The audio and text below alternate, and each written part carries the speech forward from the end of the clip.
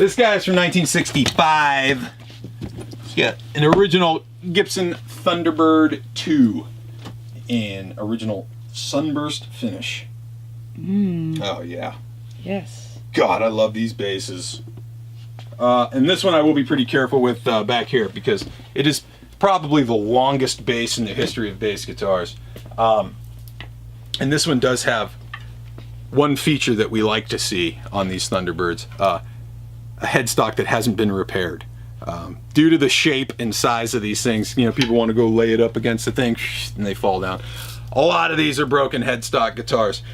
Let's talk about the Thunderbird and the Firebird. They're both designed by the same guy. These came out in '63. A guy named Ray Dietrich, Gibson enlisted to design some models for him. And Ray kind of came from the automotive industry, designed some cool car stuff. They wanted to bring him in, try and get in some kind of automotive inspired, cool, futuristic designs. This is what he came back with: Firebird guitar and the Thunderbird bass. Firebirds, you will see the Firebird 1, Firebird 3, Firebird 5, and Firebird 7. 1 having 1 pickup, 3, 2 pickups, short maestro, binding, 5, 2 pickups, long maestro, binding, and trapezoids. 7, 3 pickups, ebony board, gold parts, kind of like the custom appointments. Then the Thunderbirds, you have the Thunderbird 2 and the Thunderbird 4. Thunderbird 2 has 1 pickup, not 2, so that's confusing. And then the Thunderbird 4 has 2 pickups, not 2. Go figure. But hey, I just tell you the information. I don't make this shit up. So this is a Thunderbird 2 reverse body.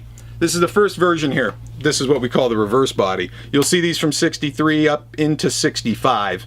Once you get into the '65s towards the end, they change up the design a little bit. They go to the non-reverse body, which basically just looks like this if you put pickups on it. Horn moved up to the top. Basically took the offset body, flipped it 180 degrees.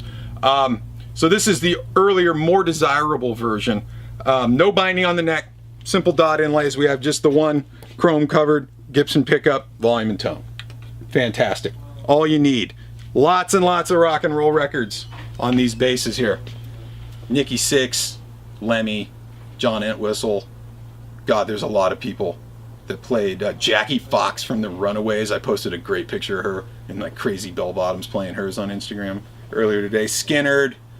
I mean, this is kind of like, you have the P bass and the jazz bass. You have the Rick 4001 bass.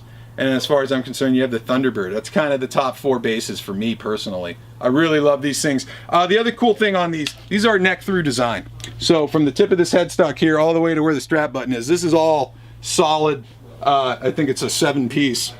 2, 3, 4, 5, 6, 7 pieces. Then these wings get glued on to the body. But this whole thing right here is all one big piece. So there's no set neck joint, there's no bolt-on neck, there's no any other construction. This is one of the only Gibson guitars that does a straight neck through body design. Really, really cool. Can't wait to plug this into the SVT. We'll hit it with the pick, we'll do the fingers, see what kind of rock and roll sounds this guy makes.